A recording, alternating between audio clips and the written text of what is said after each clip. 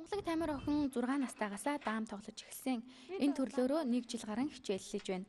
Өсвөрийн авраг шалгаруулах 100 будал даамын тэмцээнээс хүрэл медаль авсан амжилттайгаар нутаг руугаа буцах гэж байгаа. Чөлөө заавал гарвал даам тоглох дуртай чадварлаг охин маань одоо 8 настай.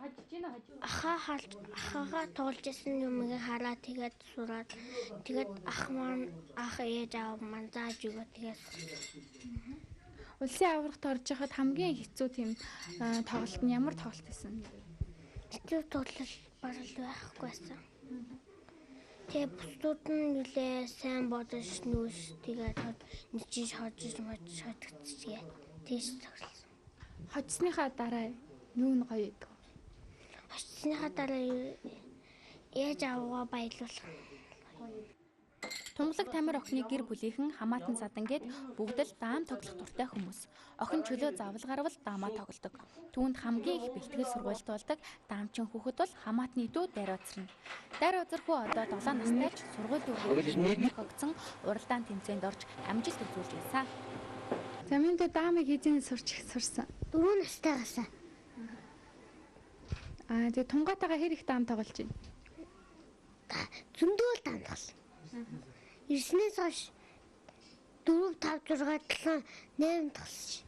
Тийм үү. Тэгээ хинийн илүү хожиж байна? Тунгалаг Тамир.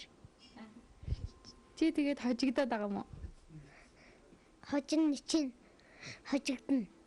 Хожигдохоор юу нь муухай нь? Гоор хүрдэг.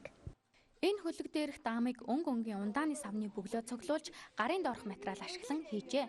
Тоглох тоглоомоо хүртэл өөрсдөө сэтгэн хэлбэрчилсэн нь хүүхдүүдийн бүтээл зан чанарыг харуулж байна.